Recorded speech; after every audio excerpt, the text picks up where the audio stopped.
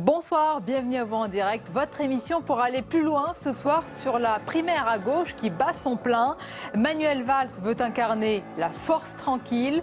Premier jour de campagne pour Vincent Peillon qui engrange des soutiens.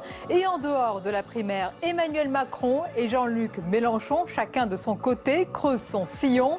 Le débat et l'analyse sur ce paysage politique avec de nombreux invités à notre compagnie tout à l'heure.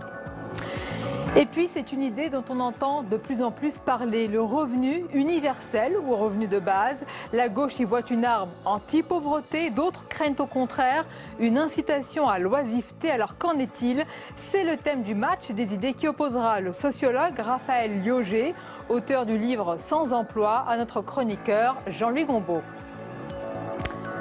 Enfin, l'entretien. Mon invitée a été la patronne de General Electric France. Elle est aujourd'hui entrepreneure, cofondatrice d'une start-up.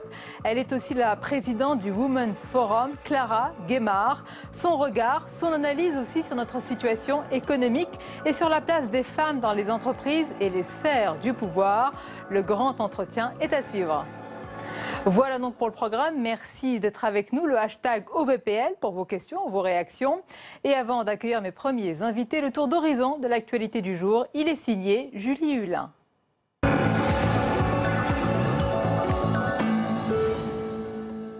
Christine Lagarde face au juge de la Cour de justice de la République.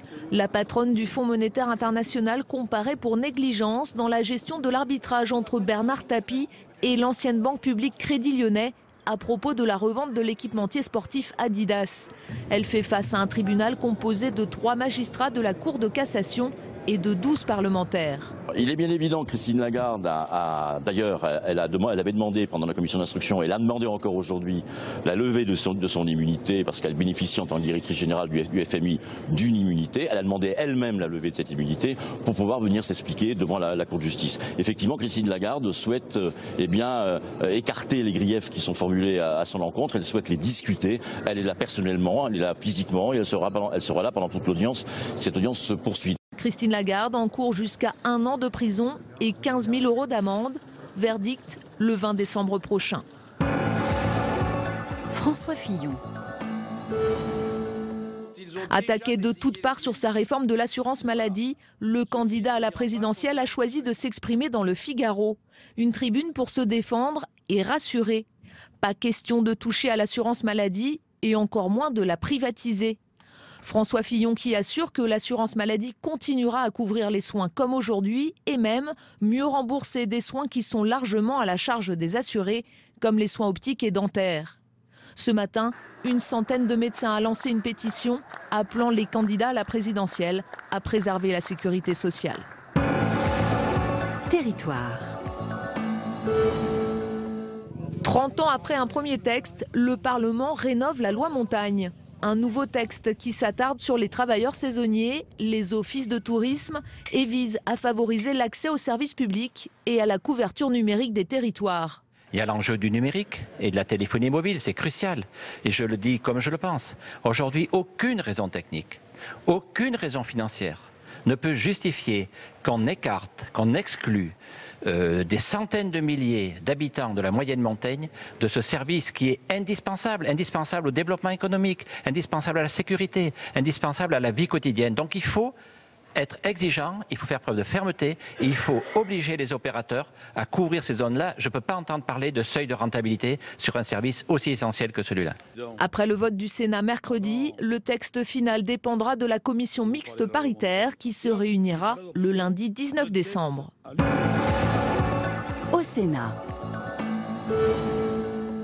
Le président du Sénat, Gérard Larcher, a salué ce matin la mémoire d'un défenseur des territoires ruraux et d'un partisan de la décentralisation. Le sénateur socialiste de la Loire, Jean-Claude Frécon, est décédé samedi à l'âge de 72 ans, victime d'un malaise cardiaque. L'homme, qui siégeait au Sénat depuis 2001, avait été vice-président de l'Association des maires de France de 1988 à 2006. Débat. Un rapport choc du sénateur Gérard Longuet préconise d'augmenter le temps de travail des enseignants et de leur supprimer les heures supplémentaires. Ce proche de François Fillon juge que le système actuel est trop rigide et estime à 1 milliard d'euros le coût des heures supplémentaires. Il promet, en contrepartie, une revalorisation des enseignants en début de carrière. Et dans l'actualité, toutes les cartes sont rebattues. À gauche, la candidature de Vincent Peillon vient troubler le jeu de la primaire. La bataille des soutiens a commencé. Et puis en dehors de cette primaire, il est celui qui déchaîne les passions. Le phénomène Macron, feu de paille pour les uns, véritable alternative pour les autres, sans oublier Jean-Luc Mélenchon qui creuse son sillon.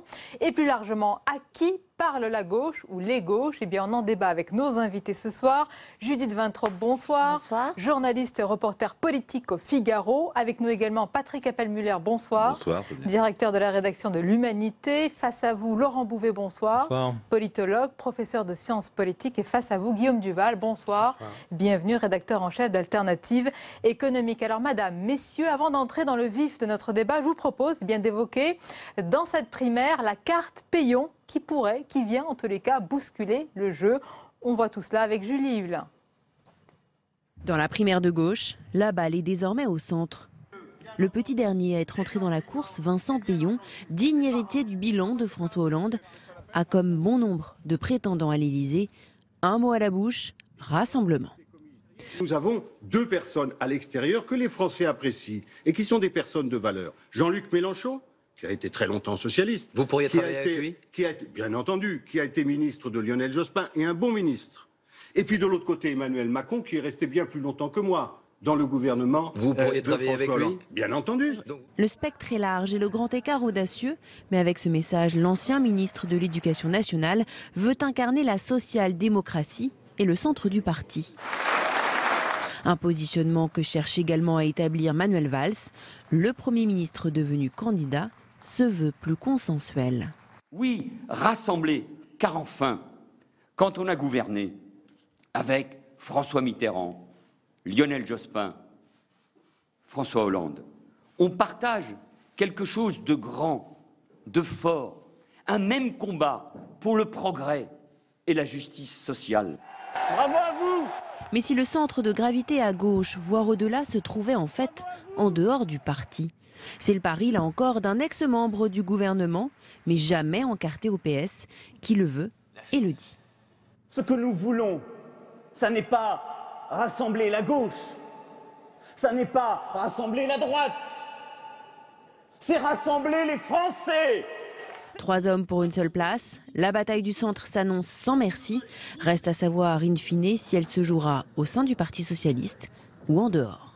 Voilà, vous l'avez compris, rassembler, c'est un leitmotiv, c'est un mantra qui revient en permanence. Ils sont tous les candidats, Judith Vintraub, du rassemblement. En même temps, il y a de quoi faire à gauche, hein. Il y a beaucoup à rassembler. C'est plus rassembleur que moi, tu meurs. Moi, j'attendais avec intérêt la déclaration de candidature de Vincent Peillon pour savoir pourquoi il se présentait. Eh bien, c'était pour rassembler, je vous le donne en mille, et aussi pour défendre le bilan de François Hollande, ce qui lui confère une petite originalité quand même dans cette compétition interne à la gauche, dans les primaires et en dehors de la primaire. Je suis très étonnée. On est dans une situation où on a 3 candidats qui semblent, pour l'instant, d'après les sondages, de force à peu près équivalente. Jean-Luc Mélenchon et Emmanuel Macron dehors, qui font tous les deux entre 10 et 15, un peu plus pour Macron ces derniers temps. Et à l'intérieur, le candidat du PS, favori pour l'instant, Manuel Valls, qui est à peu près dans les mêmes eaux. Autrement dit, arithmétiquement, la gauche n'a pas de représentant alors qu'il est au 2e tour de la présidentielle de 2017. Mais j'ai envie de leur dire, mais puisque vous en êtes là, que vous n'êtes d'accord sur rien, profitez-en pour reconstruire la gauche, pour qu'enfin il y ait une gauche digne de ce nom dans ce pays. Mais ils ne suivent pas mes conseils. Et malheureusement, notamment Manuel Valls, je trouve qu'il est en plein processus de dissolution au sein du rassemblement. Tout ce qui faisait sa force, son originalité, son caractère clivant, disent ses détracteurs, eh bien, disparaît dans la soupe du rassemblement. Ça, c'était intéressant sur Manuel Valls. Est-ce que vous êtes d'accord, Laurent Bouvet? Beaucoup le décrivent comme étant à contre-emploi. Oui, ce n'est pas son premier rôle ni son plus beau rôle en ce moment. Il a fait une déclaration de candidature qui, dans la forme, comme dans ce qu'il a dit, était à contre-emploi de ce qu'il a montré, ce qu'il a construit, on pourrait dire comme personnalité, depuis la primaire de 2011, le ministère de l'Intérieur, et puis ensuite, bien évidemment, le Matignon. Et ça démontre quand même qu'il y a un double problème pour aller à l'essentiel. Le Parti socialiste, parce que c'est la primaire du Parti socialiste, soyons clairs, hein, avec quelques satellites, mais enfin bon, est pris entre deux logiques, Mélenchon-Macron, qui sont deux offres politiques fortes. Alors après, on peut critiquer. Il y en a peut-être une qui est plus structurée que l'autre, celle de Mélenchon, parce qu'elle est de longue date. Celle de Macron est en construction depuis moins de temps. Mais enfin, ce sont des offres, des pôles, évidemment. Et on a effectivement deux gauches, de manière assez nette, entre les deux. Et puis au milieu, on a une primaire, avec effectivement plein d'anciens ministres, des gens, Montebourg, Hamon, Payon, qui ont construit ensemble au début des années 2000, dans le Parti Socialiste, le NPS, le nouveau Parti Socialiste, c'était un courant qui avait comme idée de rénover le parti contre François Hollande, contre le centre du parti à l'époque, un ancien ministre Manuel Valls, et tout le monde essaie d'être le plus rassembleur possible. Et c'est le deuxième problème, la primaire ne va pas se jouer sur le Parti Socialiste. Ce n'est pas un congrès du Parti Socialiste. Il y a aujourd'hui à tout casser 60 000 membres, dont la moitié d'élus au Parti Socialiste. Le nombre d'élus ayant beaucoup diminué compte tenu des défaites électorales. Hein. Il y avait 60 000 membres à la FNESER, la Fédération des élus socialistes. Vous voulez dire que l'heure de la clarification, ce ne sera pas la primaire? Il y en a 30 000 aujourd'hui. Et le problème, c'est que, évidemment, s'ils ne s'adressent qu'à leurs militants et puis un peu le halo autour des militants, ça ne fait pas beaucoup. Alors qu'ils devraient s'adresser déjà, comme l'ont fait les candidats de la droite, à la primaire de droite, à leur camp au sens le plus large. Et là, ils pourraient peut-être, en étant, et là je suis tout à fait d'accord avec Judith Vintraub, en étant ce qu'ils sont, en étant réellement ce qu'ils sont, notamment pour Manuel Valls, aller au-delà et assumer une ligne qu'il pourra ensuite tenir éventuellement s'il est le candidat face aux Français. Guillaume Duval, Patrick Appel-Muller, justement, quelle image selon vous, Guillaume Duval d'abord, renvoie la gauche en ce moment, les socialistes en ce moment, si vous deviez décrire l'état de cette primaire, de ce paysage? Judith Weintraub a bien fait tout à l'heure la description du paysage. Le paradoxe, c'est justement que cette gauche, si elle était rassemblée, passerait largement la droite et serait au deuxième tour.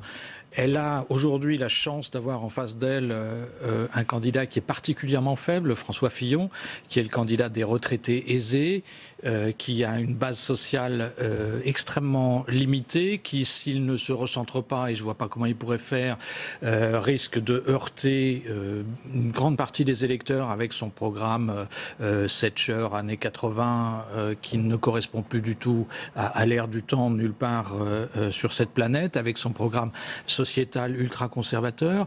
Donc là, il y a une partie qui est jouable, qui aurait été sans doute beaucoup moins jouable pour la gauche face à Alain Juppé s'il avait été désigné par la droite. Mais la droite a fait ce cadeau à la gauche de désigner un candidat particulièrement faible et particulièrement gagnant. Que la gauche n'est pas capable de saisir ce cadeau. Dans ce contexte-là, je pense qu'il va se produire aujourd'hui, je ne sais pas sous quelle forme, un processus de polarisation autour d'un candidat et que ce candidat va peut-être réussir au bout du compte à surpasser cette droite particulièrement faible. En attendant, Patrick Appel-Muller, on a l'impression que la gauche, le Parti socialiste en particulier, n'a jamais été aussi proche de l'éclatement. Tension, coups bas, soupçons de préparation de candidatures alternatives pour bloquer l'un ou l'autre. On parle de ce front, ce fameux front, le TSV, le Tout sauf Valls, ça devient maintenant une expression admise par tous.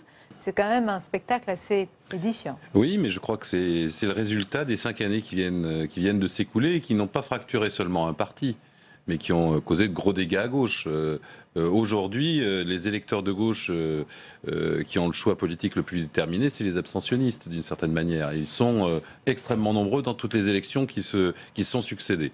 Et on a le spectacle là de lutte d'appareil, effectivement, de positionnement. On voit des gens à contre-emploi. Manuel Valls qui parle de rassemblement, il a passé son temps à diviser la gauche et à lui imposer. C'est un oxymore, voilà. Lorsqu'on entend parler Emmanuel Macron tout d'un coup d'humanisme, là aussi, ici, c'est totalement à contre-emploi. On a oublié, il se présente comme le candidat du travail, on a oublié qu'il voulait faire travailler les jeunes 48 heures, pourtant il l'a proposé il y a quelques semaines. Bref, je pense qu'il y a là un jeu de rôle dans lequel intervient maintenant Vincent Peillon.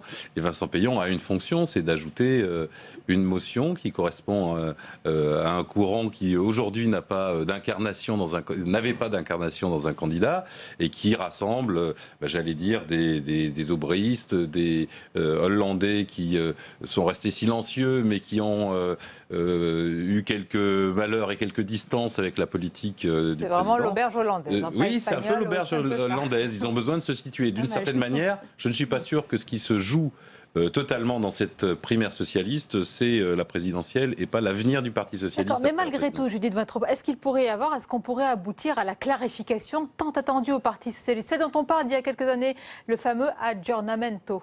Mais vous savez, selon moi, la clarification, elle est nécessaire depuis 1983. Depuis que, sous pression des événements et des conséquences catastrophiques de l'application de ces propositions, François Mitterrand décide de changer le cap de sa politique et que Lionel Jospin, alors premier secrétaire du PS, dit « Oh là là, on ne va pas dire qu'on a changé, on va appeler ça une parenthèse ». Et le débat qui a été mis sous le tapis à ce moment-là entre l'éventualité d'un virage social-libéral ou social-démocrate, comme on voudra, et puis la doxa marxiste habituelle, eh bien c'est ça qui pèse toujours. C'est quand même un aggiornamento qui a pris un sacré coup de vieux depuis 1983. Les politiques libérales, elles ont toutes conduit à des échecs terribles. Et sur le plan mondial, je rajoute juste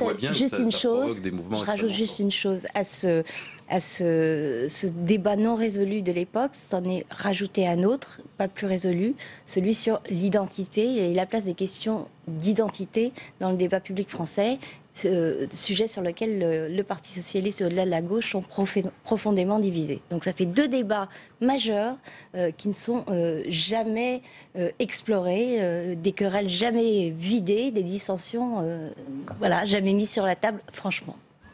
Le Parti socialiste a toujours, dès sa fondation, on ne va pas remonter à Jules Guesde et à Jean Jaurès dès 1905, la fondation de la SFIO. Après, il y a eu évidemment l'histoire avec le communisme, mais au moins depuis la fin du communisme avec l'Union soviétique et le début des années 90, le Parti socialiste, de toute façon, et c'était le cas déjà dans les années 80, a toujours réuni des familles politiques différentes. Des familles politiques de la social-démocratie, du socialisme, des formes de travail, peu importe, différentes de la gauche, acceptant l'exercice du pouvoir. Mais il y en a une qui doit gouverner. Alors, laquelle?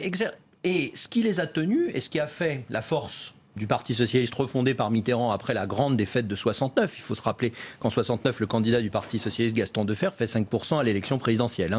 Quand le candidat communiste, Jacques Duclos, fait un tout petit peu plus de 20%, pardon, gêné. Et puis, on a un Michel Rocard du PSU à 3%. Donc la gauche est écrasée en 69.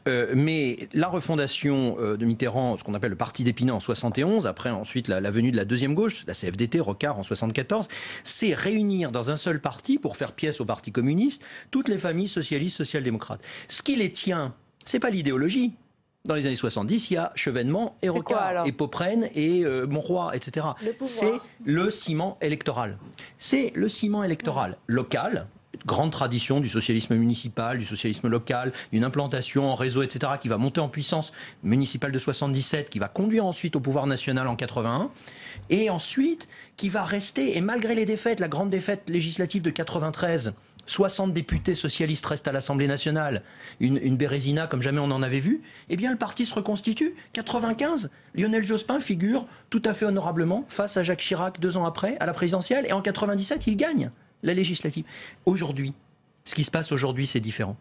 Aujourd'hui, le parti a été laminé au niveau local. La gauche, dans toutes ses expressions, Parti communiste, Parti socialiste, les autres expressions, est laminé au niveau local. Les défaites successives, ce sont des lames de rasoir qui sont passées. Il y a et vous dites qu'elle a perdu son noyau, l'électorat de base. Il n'y a plus de réseau, Laurent Bouvet, vous l'avez signé, elle a perdu ses classes qu'on appelle entre guillemets populaires. Le ciment, notamment dans le vote, mais le ciment électoral n'est plus là. qui tenait ensemble des gens qui pensent des choses très différentes. Donc aujourd'hui, effectivement, et c'était le mot de Valls qui lui a été beaucoup reproché, mais il dressait un constat, peut-être que lui voulait le voir ainsi aussi de manière normative, mais enfin il dressait au moins un constat, c'est-à-dire qu'il y a une irréconciliabilité sur les questions économiques sociales, on l'a vu pendant le quinquennat, sur les questions culturelles identitaires, sans doute aussi en partie sur les questions internationales, il faudra approfondir. Donc on est là devant un champ complètement divisé qui n'a plus ce ciment. Vous décrivez un peu électoral. un champ de mine. Guillaume Duval, Oui, Patrick oui. Appelmüller, vous avez de nombreuses réactions sur les réseaux sociaux et celle-ci que je vous cite de Stéphane Bobin qui vous dit, en vous regardant ce soir, je me souviens en vous écoutant d'une phrase de François Mitterrand qui disait « Je serai le dernier des grands présidents ». Est-ce qu'il n'a pas été aussi le dernier des rassembleurs finalement ? Oui, enfin, il a rassemblé... Vous avez du mal à le reconnaître, vous. Oui, parce qu'en même temps, dès 1983, il y a un tournant de la rigueur qui va provoquer une parenthèse qui a duré longtemps, qui a provoqué des ruptures dans le champ syndical, dans le champ politique, dans le champ associatif. Non, là, ce qui est aussi beaucoup plus fondamental, c'est que ce quinquennat a marqué une dérive vers des idées de droite sur le plan économique, sur le plan social, sur le plan précisément de l'identité avec la déchéance de nationalité portée par Manuel Valls et François Hollande, qui effectivement sont allés très fortement à l'encontre de valeurs historiques. C'est pas seulement des circonstances, c'est le corpus idéologique sur lequel se retrouvait la gauche qui a été fracturé par l'exécutif. Et effectivement, dans le Parti socialiste qui a beaucoup perdu dans les dernières années son appui local, j'en suis d'accord, son appui social, mais aussi cet élan associatif sur lequel il était composé. Parce qu'on a vu un Parti socialiste devenir un parti d'élus, de collaborateurs, etc. Mais c'était un parti appuyé sur des gens qui travaillaient à la Ligue de l'enseignement, dans la mutualité, dans des associations, etc. Et qui avait... vous nous décrivez une maison fantôme, là. Non, mais c'est une maison affaiblie. C'est pas grave. Enfin, je veux dire, la gauche, il y a eu le Parti radical socialiste qui dominait largement la gauche sous la Troisième République. Ensuite, il y a eu le Parti communiste qui a dominé largement la gauche pendant tout l'après-guerre. Ces partis sont en voie de disparition depuis déjà très longtemps pour le Parti radical, un peu moins pour le Parti communiste. Le Parti socialiste, au bout de 105 ans, il a probablement effectivement fini son chemin. Mais de toute façon, il y a d'autres mouvements qui naissent et qui naîtront. Le problème, c'est qu'effectivement, ils naissent suffisamment vite pour nous éviter d'avoir soit Marine Le Pen au pouvoir en France, qui pourrait malgré tout advenir, soit un clone de Madame Thatcher en France au pouvoir. Donc la question qui se pose, c'est est-ce que la gauche est capable de se rassembler dans les mois qui viennent? Je pense que c'est pas encore totalement exclu. C'est pas évidemment l'objet et le sens de ce qui va se passer dans cette primaire, mais le fait qu'on puisse avoir quelque chose qui émerge d'ores et déjà et sans attendre 2022 ou je ne sais quoi, c'est un enjeu, ça reste un enjeu formidable pour l'avenir de ce pays et je crois, en tout cas pour ma part, j'essaierai d'y travailler autant que c'est possible. Derrière qui? Parce que Manuel Valls, qui a obtenu tout à l'heure le soutien de Najat Vallaud-Belkacem, il présente tous les visages en ce moment. Il était le candidat à la une du Parisien révolté et aujourd'hui, eh bien, il est le candidat de la force tranquille. On l'écoute. C'est la gauche qui est la plus à même de rassembler autour des valeurs de la République les Français demain. Donc j'avance et je veux incarner, d'une certaine manière, ça vous rappellera quelque chose, une force tranquille. Le pays a besoin d'une belle et force tranquille. Expliquez-nous ce grand écart entre un candidat révolté et un candidat... Il faudrait que je comprenne déjà.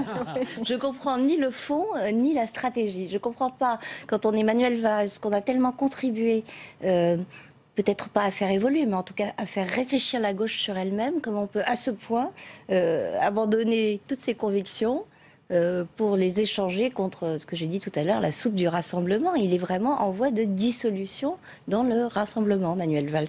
Et sur les thèmes identitaires, notamment, j'ai un peu tiqué quand vous parliez de la déchéance de nationalité, pour une raison très simple, c'est qu'on sait, pour avoir lu, un président ne devrait pas dire ça, que François Hollande n'y croyait pas et qu'il a fait ça comme une manœuvre politique, et on sait, pour avoir recueilli à l'époque les confidences de Manuel Valls, que lui aussi trouvait que c'était une mauvaise mesure. Ce qui compte... C'est quand même terrible. Hein. Ce qui compte... Ils ont été entraînés sur une mauvaise pente malgré eux. Non, ils l'ont fait tout à fait. C'est pas une circonstance atténuante, c'est pour dire que le vrai identifiant, c'est François Hollande. Le vrai marqueur sur le terrain identitaire, c'est la position vis-à-vis de l'islam.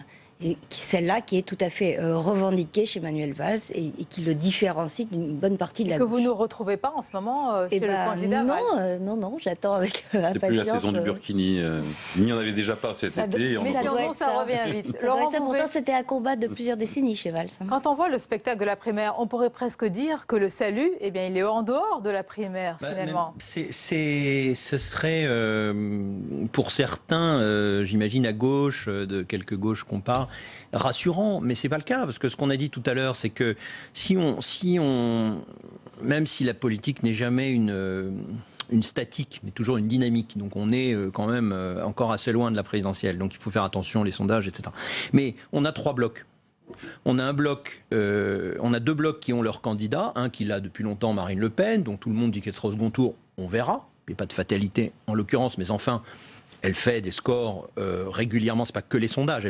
Son parti a fait des scores régulièrement, a maintenu et a légèrement poussé en avant, pas complètement dépassé, mais son score de 2012 à la présidentielle. C'est une des conséquences. Il y a des turbulences dans son parti, comme dans toute formation politique aujourd'hui. Il y a le bloc qui a réussi à s'unir un peu contre tous les pronostics, la droite, qui avait des différences aussi, même si elles sont peut-être pas aussi marquées, derrière un candidat dont moi je pense, contrairement à Guillaume Duval, qu'il n'est pas faible, que c'est un candidat qui a su réunir autour d'un programme pour la première fois depuis, si on écarte même Giscard d'Estaing, Jacques Chirac et Nicolas Sarkozy, les 3 présidents de droite depuis le début des années 70, c'est la première fois que la France a un candidat véritablement de droite, libéral, assumé en économie. On voit qu'aujourd'hui, il est évidemment en train de défendre ça comme il peut, c'est compliqué. Conservateur sur le plan sociétal, comme on dit, sur le plan des mœurs, la famille, etc. Et puis, patriote souverainiste sur les questions européennes internationales. Donc pour vous, c'est l'ADN de la droite française. C'est l'idéal. En tout cas, c'est un mix qui n'était plus présent dans la droite depuis très longtemps. Et on sent que ce qu'on appelle, je mets des guillemets, j'aime pas beaucoup l'expression, mais le peuple de droite a voté massivement pour faire de son candidat, éliminer les autres qui lui plaisaient pas, Sarkozy et Juppé pour des raisons différentes, pour faire de son candidat le candidat qui va enfin porter véritablement le programme. On peut dire la contre-révolution par rapport à 68, comme ça a été dit, par un certain nombre de choses. Donc ce candidat est fort. Est-ce qu'il réussira à aller au-delà de son bloc fondamental? Ça sera l'enjeu évidemment du premier tour. On verra s'il est suffisamment habile pour le faire. Là-dessus, ok. Et puis on a un bloc, le bloc de gauche, qui est totalement divisé. Dans ce bloc de gauche, je voudrais qu'on s'arrête vraiment sur Emmanuel Macron, parce qu'il offre en ce moment, est-ce que c'est votre avis, Patrick Appelmuir, quelque chose que les socialistes ne donnent plus, n'arrivent plus, et oui, à prodiguer de la ferveur. Alors on peut le moquer, mais il y a un véritable, et je vois que vous le moquez déjà, Guillaume Duval, vous souriez, une sorte d'enthousiasme débordant, presque mystique, disent certains, en tous les cas un panache réel. Est-ce que sur cela, au moins, vous lui reconnaissez une innovation? Son lancement a été assez réussi sur le plan de la participation. Sur le plan de son discours, je ne suis pas sûr qu'il ait été obligé de crier de la sorte, voix éraillée et gestes extatiques. Je ne suis pas sûr que ça soit très convaincant, ça c'est de la com, et je ne suis pas sûr que ça résistera beaucoup. Il y a un autre candidat que vous connaissez bien, qui a quand même aussi cette ferveur, c'est Jean-Luc Mélenchon. Jean-Luc Mélenchon a une ferveur de longue date, et je pense qu'elle est nettement mieux maîtrisée, et il ne hurle pas comme... Il n'est pas à faune à la fin de ses discours, parce qu'Emmanuel Macron n'arrivait plus du tout à parler. Un petit manque d'habitude. Non, mais ça c'est de l'écume. Je pense que la question fondamentale, c'est qu'Emmanuel Macron est aujourd'hui allé le plus loin dans ce qui était l'arc gouvernemental, dans la direction du libéralisme. Il agrège des couches sociales, on l'a vu au meeting, il agrège aussi des courants politiques avec l'UDI, avec... oui. Je ne sais pas comment... Vous avez eu tort. Vous avez eu tort. On a rencontré les gens qui y étaient. C'était pas les jeunes de Bobigny qui n'étaient pas au lancement de sa candidature. Parisien et diplômé. C'est parisien, il y avait beaucoup de gens diplômés si, il y avait des gens de province, mais bon, c'était pas une foule considérable. Non, mais il incarne aujourd'hui une espèce de relève d'une forme de droite qui effectivement, elle, n'est pas la droite conservatrice comme on la connaissait, mais qui reprend des recettes libérales à un point qu'on n'avait pas vu depuis Margaret. Sur les 35 heures, sur les 35... doucement, on va dire. Sur les 35 heures, proposition de Sarkozy. Il a proposé il y a quelques jours de les supprimer et de faire travailler les jeunes jusqu'à 48 heures. Là, il a dit on les touche plus. Sur les questions du travail... Sa proposition actuelle correspond à la proposition de Sarkozy. Qualifié de droit, oui, exactement. D'ailleurs, le discours sur la valeur travail correspond à la même vision. Alors, vous n'êtes pas d'accord sur le fait que vous le qualifiez de droite? Bon, on peut dire qu'on appelle droite quand on est à gauche, on appelle droite ce qu'on n'aime pas et ce qui ne convient pas à notre propre valeur.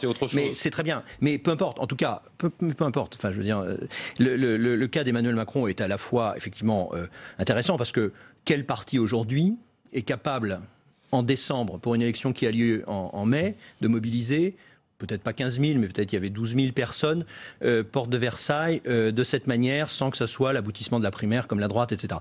Il n'y en a pas beaucoup. On a vu que la belle Alliance populaire, les primaires, une semaine avant, avait peine à réunir 2000 personnes. Je crois que de ce côté-là, il a réussi sa mobilisation. Là où il y a peut-être des choses encore qui sont, en dehors des aspects formels, qui sont à regarder, effectivement, c'est dans son programme, dans la cohérence. On va y venir quand même, c'est le plus important. C'est ça.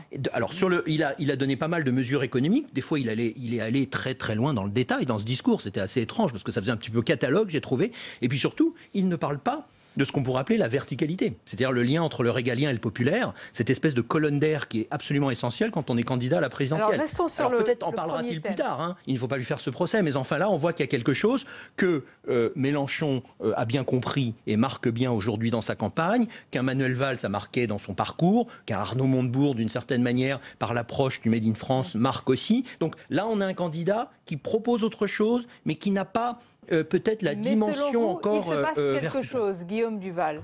Oui, il se passe incontestablement quelque chose à gauche, et c'est vrai que... En décembre, en décembre,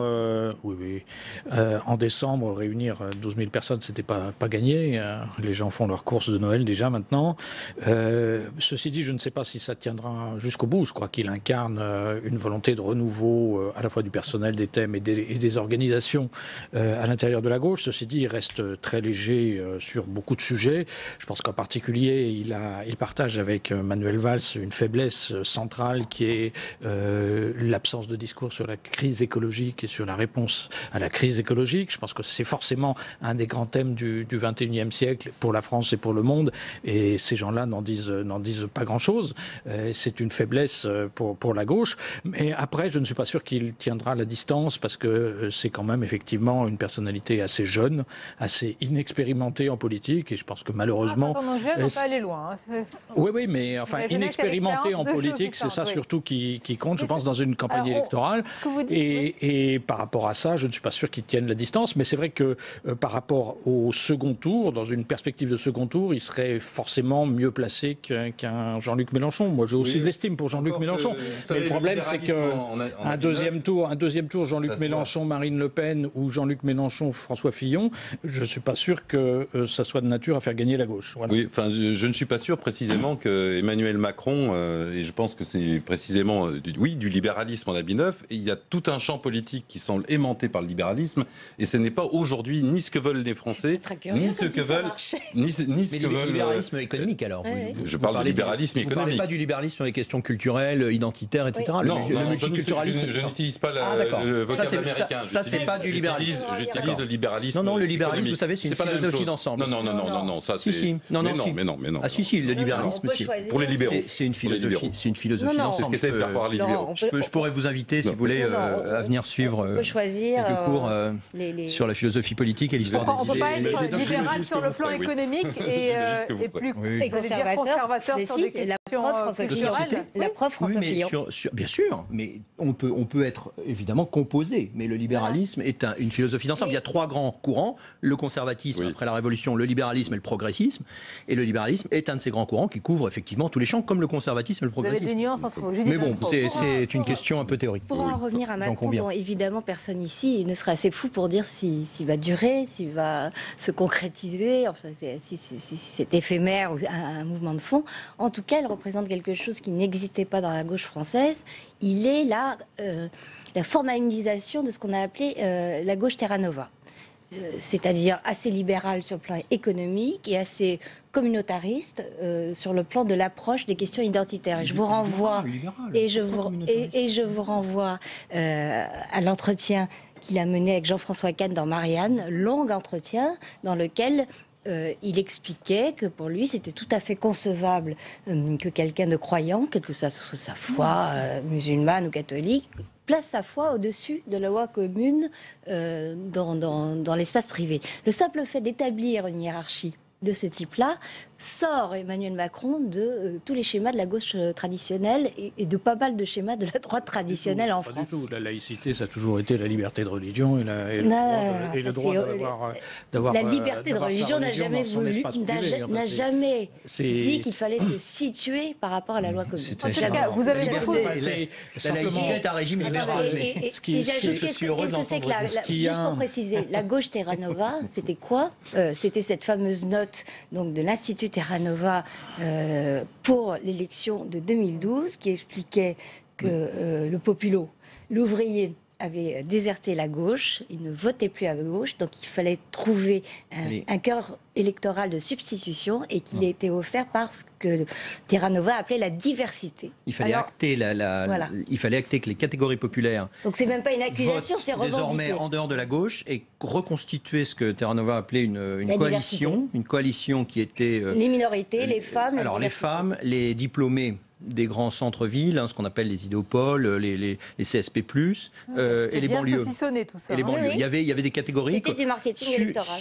Sur un mode sur un mode américain qui existe depuis les années 80 qu'on appelait les Rainbow Coalitions, les coalitions arc-en-ciel, qui étaient faites des minorités et qui ont entre guillemets, pardonnez-moi l'expression, planté Parti démocrate pendant les années 80 face à Reagan. Mais c'est la faiblesse, c'est une faiblesse commune à Manuel Valls et à Emmanuel Macron. C'est qu'ils incarnent effectivement tous les deux les gens qui ont fait la loi travail, les gens qui ont semblé effectivement abandonner les salariés au patronat et vouloir favoriser la toute-puissance du patronat dans les revendications, dans les négociations sociales entreprise par entreprise. Donc effectivement, il y a un problème de ce côté-là de la gauche pour rassembler le salariat, pour rassembler le salariat et s'adresser en particulier aux salariés du bas de l'échelle. Est-ce que Jean-Luc Mélenchon, selon vous, répond aux inquiétudes dont vous parlez? Non, Jean-Luc Mélenchon, son problème, c'est qu'il a la même sociologie de base que le Parti socialiste traditionnel. Il s'adresse principalement aux fonctionnaires et aux salariés des grandes entreprises. Le problème, c'est qui, à gauche, est capable de s'adresser aux salariés des PME et aux salariés... selon vous? Mais justement, je pense que c'est ça qui est à construire. Mais pour l'instant, je note en particulier que M. Emmanuel Macron fait quelques efforts dans ce sens-là. Il a beaucoup de chemin à faire, mais en tout cas, je pense que c'est là que ça va se jouer. C'est qu'est-ce qui est capable de concurrencer Marine Le Pen vis-à-vis des salariés des petites entreprises où elle a réussi à capter l'idée que c'était elle qui allait les défendre parce que la gauche traditionnelle les laissait tomber. Oui. Donc c'est ça qu'il faut combler. Alors là, on sera là-dessus tout à fait d'accord avec Guillaume Nuval. Il y a mais c'est bien évident. Il y a une captation par le Front National. C'est pas d'aujourd'hui, mais là, ça s'est accéléré ces dernières années. C'est bien clair. Du vote, ce qu'on appelle les catégories populaires. Alors c'est les CSP, les catégories socio-professionnelles, ouvriers, employés, les jeunes issus de ces catégories et les retraités issus de ces catégories. Ce qui fait plus de 60% du corps électoral français. Il faut jamais l'oublier. Donc c'est une masse. Qui n'a pas les catégories populaires avec lui ne peut pas être élu président de la République. Et quand vous regardez les chiffres de Nicolas Sarkozy en 2017 et 2012, ils sont élus avec les catégories populaires, avec la majorité d'entre elles. Non, ce que je voulais dire, c'est par exemple, dans l'équation politique particulière d'Emmanuel Macron, il y a quelque chose, par exemple, qui échappe un petit peu au radar, mais qui est très important. C'est que, par exemple, sur des populations en précarité avancée, en difficulté d'insertion, avec des taux de chômage très élevés, notamment dans certains quartiers difficiles de banlieue, il est séduit parce que Hubert.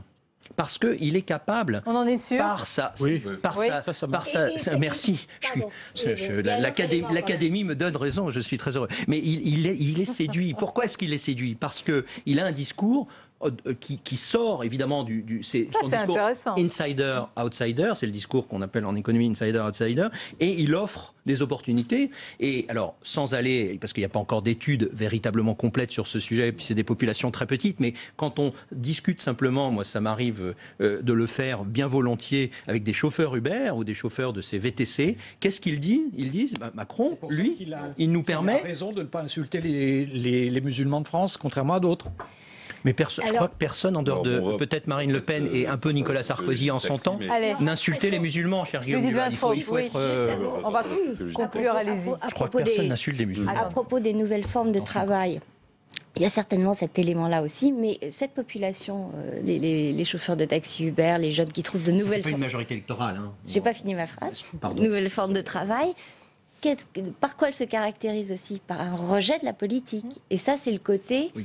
C'est recherche de renouvellement. Vote protestataire à visage souriant d'Emmanuel Macron. Il offre un vote protestataire à visage souriant de rejet du système, d'antisystème. Mais je voudrais vous faire écouter une réaction. Attendez, Patrick, on a assez parlé d'Emmanuel Macron, il n'y a pas que lui quand même. Je note que je vous ai posé 2 questions sur Jean-Luc Mélenchon, qui est quand même votre candidat. Je suppose celui de l'humanité, vous n'avez pas saisi la perche. Bon, c'est passé. Non, j'ai pas eu le temps. Mais peut-être que vous connaissez bien celui qui va s'exprimer, c'est Robert Hue. On va écouter ce qu'il dit et bien des autres candidats, ceux dont on n'a pas parlé et qui sont oubliés dans cette primaire, qui n'ont pas pu avoir accès à la primaire. On l'écoute.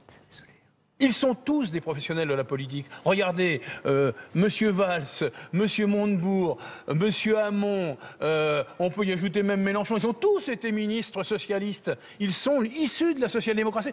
Et qui laissent un peu la place, effectivement, pour que l'on entende des voix d'une génération nouvelle, comme Sébastien Nadeau. Il demande que ça. Et il veut simplement venir parler au même titre que les autres pour montrer qu'il y a des idées nouvelles dans cette génération. Et moi, qui ai été dans cette élite-là, eh bien aujourd'hui, je dis qu'il faut laisser la place à cette jeune génération. Voilà, pour ce coup de gueule soft, on va dire. Ça vous fait sourire, oui? Non, mais... Patrick, il a raison. Les règles de la primaire ont visiblement été à géométrie variable en avançant. Qui était l'arbitre des élégants? C'est Jean-Christophe Cambadélis? Jean-Christophe Cambadélis, je crois que c'est... effectivement, Monsieur Nadeau ne sera pas candidat. Non, voilà, c'est dit. On ne parlera pas de lui, mais on parlera encore des autres. Aussi, merci. Merci de rappeler. Oui, vous avez raison. Plusieurs petits candidats qui ont protesté et qu'il ne faut contre le fait jamais effectivement, mépriser. Chacun porte en tous les cas ses convictions et son projet. Expression absolument terrible, ce n'est pas open bar. Oui. Sans même se cacher derrière quelques règlements que ce soit. Ni derrière le bar. Merci en tous les cas pour ce débat et cette analyse. Merci à vous. La suite de votre émission, et on va parler d'une idée bien dont on entend de plus en plus parler justement, le revenu universel ou revenu de base. La gauche y voit une arme anti-pauvreté, d'autres craignent au contraire... Pas Emmanuel Macron.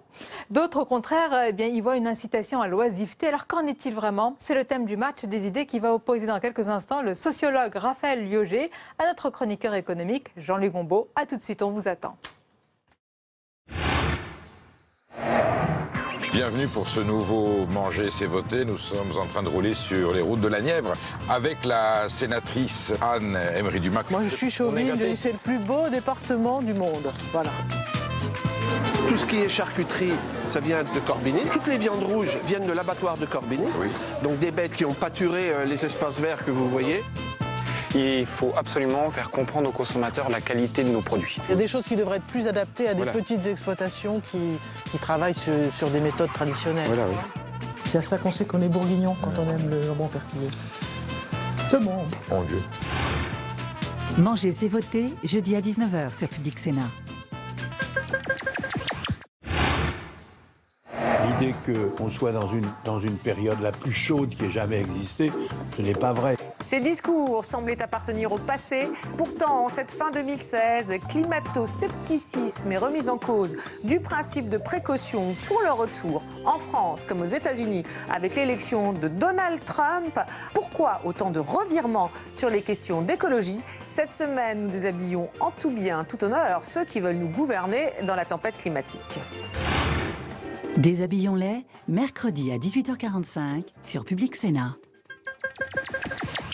Et bienvenue à vous si vous nous rejoignez à l'instant. Nous sommes en direct sur Public Sénat pour votre émission On va plus loin et pour évoquer à présent bien une idée dont on parle de plus en plus. L'idée d'un revenu universel qu'aurait chacun d'entre nous de sa naissance jusqu'à sa mort, une sorte de droit inaliénable. Alors, panacée ou utopie, on va en parler avec nos invités ce soir. Le sociologue Raphaël Liogé, bonsoir. Bonsoir. Et bienvenue. Alors, on vous connaît davantage pour vos écrits sur les questions culturelle de manière générale et religieuse. Mais là, vous publiez un essai, le voici, qui s'intitule « Sans emploi, conditions de l'homme industrielle chez Les Liens qui libèrent édition. Avec nous et face à vous ce soir, notre chroniqueur économique Jean-Louis Gombaud, bonsoir. Bonsoir Sonia. Et messieurs, avant de débattre d'abord de ce revenu universel, puis plus largement de notre situation également économique, on va s'arrêter sur cette idée du revenu de base dans la campagne présidentielle actuelle. Et on voit tout cela avec Mounir Soussi. Benoît Hamon a fait du revenu universel le point central de son programme. Assurer à terme un revenu de 750 € à chacun permettrait d'accorder une autonomie vis-à-vis du travail face à la précarisation de l'emploi et à la croissance des indépendants. Le candidat à la primaire de gauche plaide pour un changement de modèle où le bénévolat prendrait une plus grande place dans la société. Yannick Jadot porte la même ambition pour les écologistes avec une réforme de la fiscalité pour financer cette mesure. Une étude de la Fondation Jean Jaurès estime qu'une redistribution de toutes les aides sociales permettrait de dégager 750 € par personne sans créer de nouveaux impôts. Manuel Valls, qui a mis en place la garantie jeune quand il était à Matignon, est favorable à une allocation unique qui remplacerait tous les minima sociaux. L'ancien Premier ministre souhaiterait simplement réorganiser la protection sociale sans adhérer à l'idéal originel du revenu de base. Emmanuel Macron ne ferme pas la porte mais n'a pas encore assez approfondi son programme pour proposer sa version. Marine Le Pen voit ce revenu universel comme un outil de redistribution à destination des classes moyennes. De leur côté, François Fillon et Jean-Luc Mélenchon n'ont toujours pas pris de position affirmée sur la question. Voilà, et le revenu de base est donc une idée qui fait son chemin, notamment dans cette campagne présidentielle. J'imagine d'abord, Raphaël Liogé, parce que vous défendez depuis quelques années déjà cette idée que ce débat politique vous ravit, mais est-ce que ce n'est pas un serpent de mer? Parce que justement, on en parle depuis des années de ce revenu universel. À vrai dire, mon livre n'est pas sur le revenu universel. Mon livre est sur la nécessité d'un changement de paradigme dans une société qui a changé, à mon sens, de façon aussi radicale que le passage du paléolithique au néolithique. Et donc, pour accompagner cette nouvelle économie, que j'appelle une économie qui n'est plus fondée essentiellement sur la rareté, et où les machines produisent de plus en plus à la place des humains, il faut réorganiser les choses, changer les clés de répartition. En gros, le grand enjeu, c'est de permettre de redistribuer, ça a été dit, mais en même temps de maintenir la motivation, ce qui fait le sens de l'humain, le désir de se distinguer, le désir de se mesurer en quelque sorte. Donc moi je propose un changement de système dont le revenu de base est un des axes. Est un des axes parce que si on envisage le revenu de base, le revenu universel, le revenu de base, comme la seule mesure, en fait elle est utopique parce que c'est l'ensemble du système qu'il faut changer. Et la plupart du temps, lorsqu'on met comme ça cette mesure sans parler du reste, c'est un peu comme si on donnait des verges pour se faire battre, parce que c'est facile effectivement de démontrer que ça serait pas possible. C'est possible si on change l'ensemble du système. Et quand vous dites changer le système, Jean-Luc Gombaud, je vais vous laisser réagir. Raphaël Liogé entend par là qu'il faut se détacher, dit-il, de l'obsession de l'emploi. C'est un peu polémique dans un pays où on connaît un chômage de masse. Oui, donc le livre porte quand même sur le revenu universel, mais à partir d'une analyse sur l'évolution de l'emploi. Oui, c'est ça, vous tenez les deux bouts de la chaîne. Et je pense que l'affaire est totalement utopique.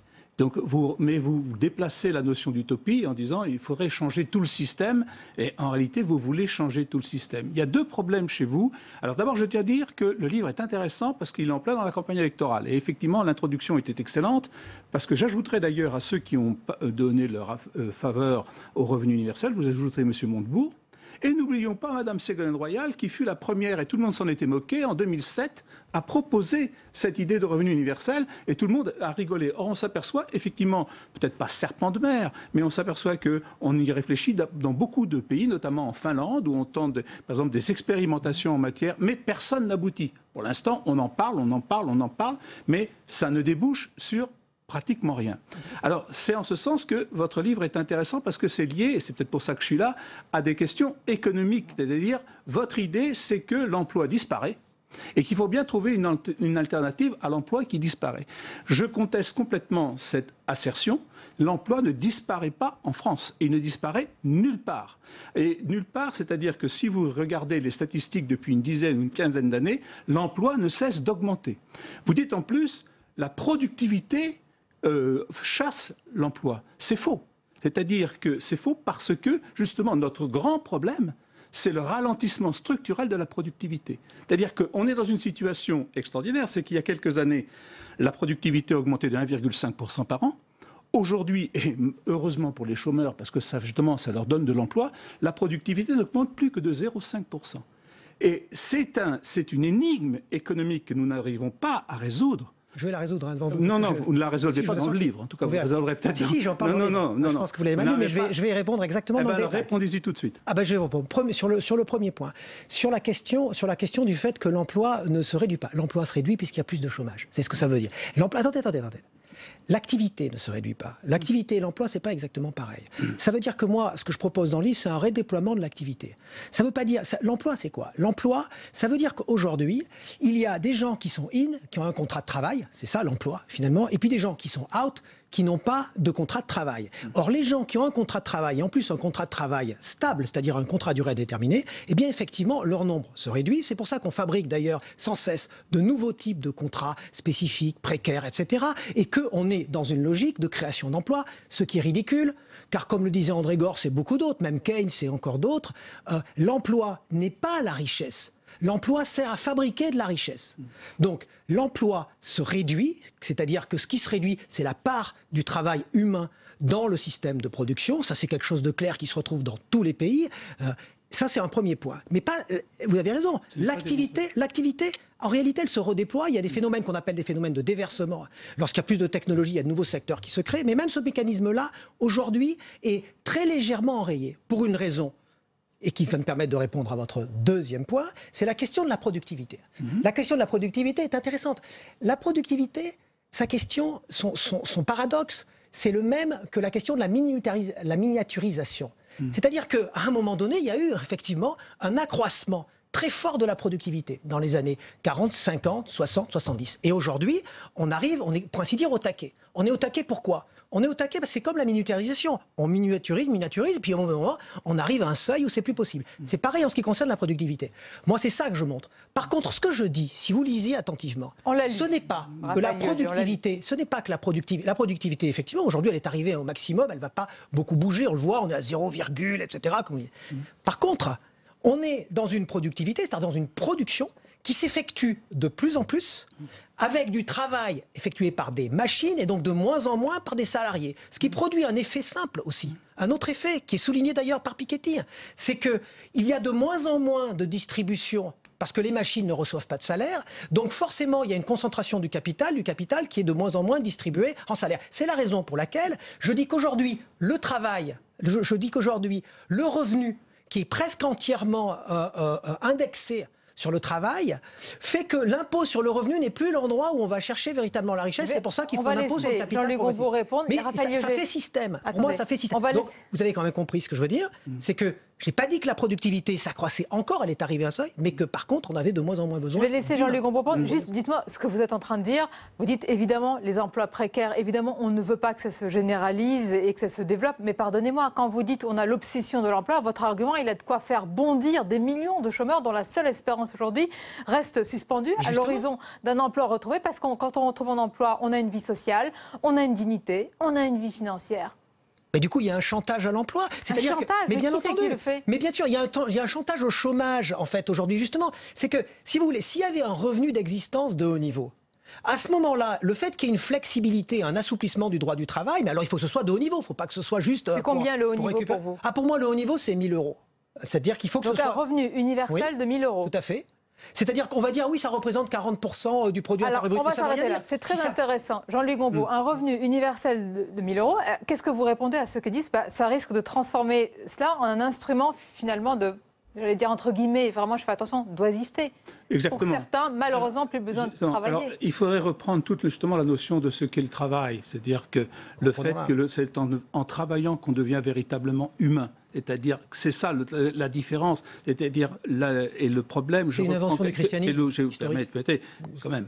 Je veux dire qu'en France, on a créé en 10 ans 1 300 000 emplois. Cette année, on aura créé 50 000 emplois. L'emploi en France en 10 ans a augmenté de près de 15%. Plus qu'en Allemagne d'ailleurs, il faudrait signaler. Ensuite, vous avez des pays, par exemple, très mécanisés, très robotisés. Vous prenez par exemple l'Allemagne, qui a 2 à 3 fois plus de robots que chez nous. Un taux de chômage 2 fois moins important que chez nous. Vous avez le Japon, qui est le plus robotisé du monde. croissance zéro depuis une quinzaine d'années. L'adéquation entre la robotisation, la miniaturisation, la digitalisation, etc., la productivité n'est absolument pas démontrée. D'ailleurs, ça a été montré par de nombreux chercheurs américains qui disaient la productivité, elle est partout, sauf dans les chiffres. C'est-à-dire qu'effectivement, et ça, contrairement à ce que vous pensez,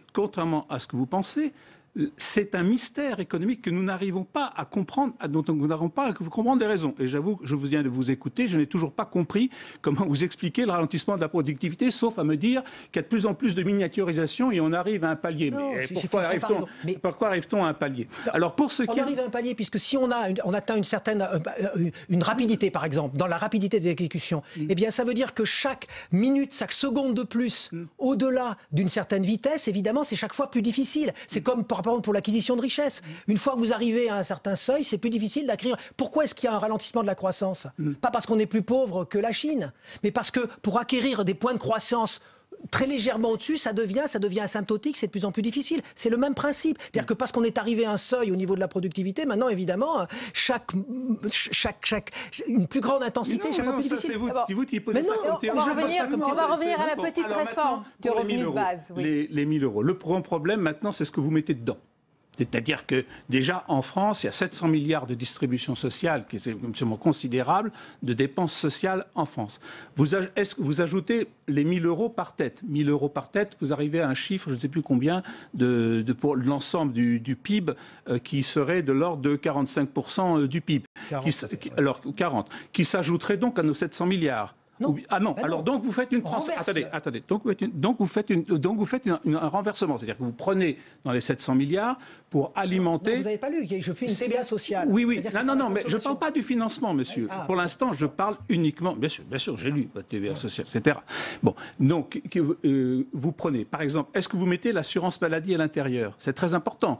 Là-dedans, vous avez quand même quelque chose comme 200 milliards. C'est-à-dire, est-ce que vous mettez, par exemple, si vous mettez 1 000 € par tête, comment les gens, par exemple, qui sont en affection de longue durée, vont pouvoir se soigner avec 1 200 € par mois si vous leur donnez ça? C'est l'impôt sur la consommation, on n'enlève pas l'assurance sociale, mais c'est une assurance qui est financée par une TVA qui devient une TVA sociale. Et comme il y a réduction de la part du travail dans le système de production, en revanche, il n'y a pas réduction de la consommation, donc on est sûr de ne pas se retrouver dans une situation de banqueroute. Si vous mettez une TVA sociale, monsieur, vous amputez une partie de vos 1 000 € automatiquement. Bien sûr, c'est-à-dire que c'est produit par la consommation. Donc c'est plus 1 000 €, c'est quand même 1 000 € moins une augmentation de la TVA sociale. Donc automatiquement. Et en plus, vous avez quand même... Alors ça, c'est un problème... Je vais répondre.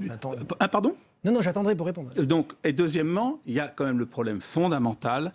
Qu'est-ce que c'est l'être humain dans une société qui ne travaille pas? Je vais commencer par ça. Je pense que c'est la question la plus importante, et c'est la colonne vertébrale aussi de votre livre. Exactement, c'est très simple. C'est que ce qui caractérise les humains, c'est le fait de se raconter, de se distinguer. Les humains... Laissez-moi finir. C'est que les humains ont commencé à se raconter, à se distinguer par rapport au travail, en fait, à partir du christianisme.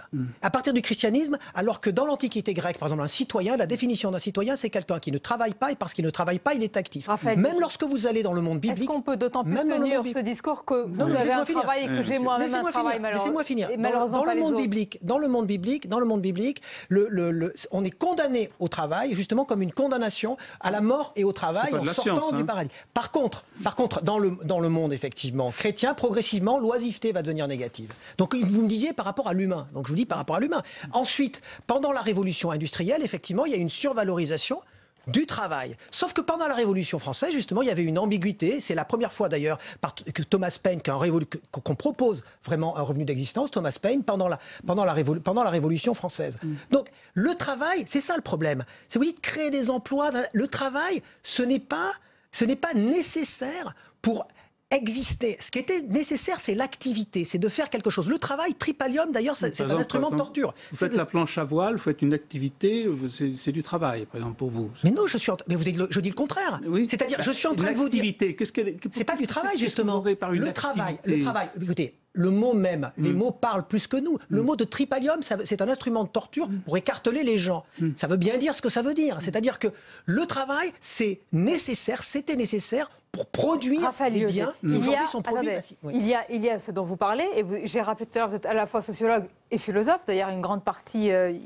c'est le concept de propriété, ce qu'est l'homme. Et puis, pardonnez-moi, il y a la réalité que nous vivons, que nous côtoyons quand on parle tous les jours de cela. Moi, ma question que je vous pose, vous avez un travail, j'en ai un, Jean-Louis Gombault aussi, pour certains de ceux qui nous regardent ne l'ont pas.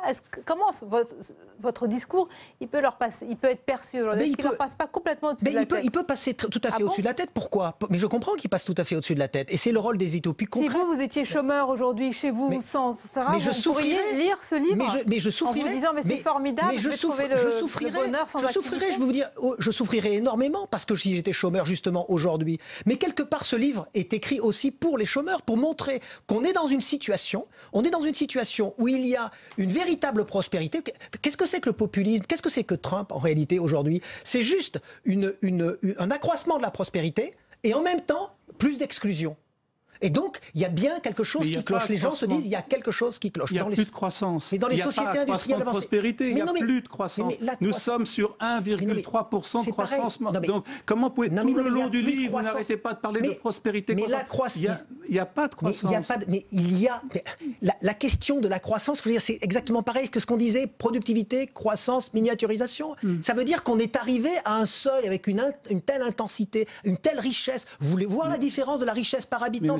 Regardez les chiffres. Mais monsieur, depuis le 19e siècle, on n'arrête pas de dire que l'État stationnaire, Ricardo, Stuart Mill parle de l'État stationnaire. Donc ça vous fait m'aviez lu comme si vous lisiez. Je ne suis pas. Ce que vous voyez pas, ce que vous ne voyez pas, je crois, c'est qu'il y a un renversement de ce qu'est le système de production. C'est-à-dire la richesse aujourd'hui ne se produit plus de la même manière. Même la publicité. Aujourd'hui, on sait que les actes d'achat sont plus déterminés sur Internet par des jugements d'individus qui ne passent même plus par la publicité parce que vous allez dans un hôtel, vous écrivez... Vous mélangez. Excusez-moi, monsieur, mais vous parlez de choses différentes. Mais pas du tout. Pas du tout. Je vous assure que non. Mais moi, je vous assure que oui. Le problème, je vous assure que oui. Ça fait système. Non, mais d'accord, bien sûr. Mais ce que je veux dire par là, c'est que la richesse se produit toujours et se produira toujours par le travail. Mais ça, c'est ça le postulat. Voilà le vrai postulat. Non, ça, c'est l'expérience anthropologique. Elle se produit par l'activité. Non, c'est l'activité. C'est l'activité. L'anthropologie, je suis pas d'accord. Non, pas du tout. Excusez-moi. Je fais de l'anthropologie, je l'enseigne. Je vous assure que non. Quel que soit le nombre d'heures que l'on passe, la richesse se produit par le travail des hommes en commun, en solidarité. C'est ça. Mais ça, c'est contre les évidences de ce qui est en train de se passer. Lorsque vous avez une machine qui fait le travail à la place d'un humain, c'est juste la machine. Non, mais écoutez-moi. Mais depuis la première machine à vapeur, le travail fait une partie du travail humain. Mais à partir de la première machine à vapeur, il y avait des gens qui croyaient déjà à l'époque, on se rappelle de la révolte des Camus à Lyon, qui croyaient que ça leur volait leur travail. On croit ça encore aujourd'hui avec les robots. Or, c'est faux. Le problème, ce ne sont pas les robots, ce sont les humains qui les dirigent. Mais il se trouve que plus il y a des robots, mais plus il y a des robots, mais monsieur, plus il y a des robots en toute hypothèse, moins il y a besoin d'humains. Et plus il y a des robots avec l'intelligence dite artificielle. Mais non, je vous ai expliqué. L'Allemagne s'est robotisée beaucoup plus que nous. Ils ont un taux de chômage inférieur de moitié. Parce qu'il y a une les Japonais n'ont pratiquement pas de chômage. Pardonnez-moi, Raphaël, il ne reste quelques minutes. Je voudrais revenir à notre... C'est passionnant. Non, pas du tout. Je voudrais revenir vraiment une ou deux questions sur le revenu de base. Ceux qui nous regardent aussi, c'était l'intitulé. C'est la promesse que j'ai faite pour ce débat. J'aimerais juste la respecter. Il y a tellement de promesses non tenues aujourd'hui. Oui, mais les miennes, j'aimerais les respecter, s'il vous plaît, si c'est possible. Et je ne suis pas en campagne.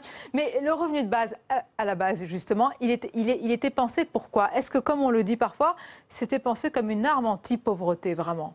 Oui, à la base, il y a plusieurs manières d'envisager les choses. Il y a deux aspects dans le revenu de base. Il y a l'arme anti-pauvreté. Et justement, on pourrait dire une arme anti-paresse et anti-détournement du système, parce que le problème, c'est que quand on est dans un système avec un ensemble d'allocations, de redistribution, ce que j'appelle la pollinisation financière, eh bien ça finit par être de l'argent perdu parce que les gens sont rattrapés à la dernière minute, et étant rattrapés à la dernière minute, ils en perdent justement le désir d'en rajouter, de se distinguer, etc. Alors que, et c'est ça pour moi la deuxième fonction du revenu d'existence, si on a un revenu de base pour lequel on ne se bat pas, eh bien on se bat pour le reste.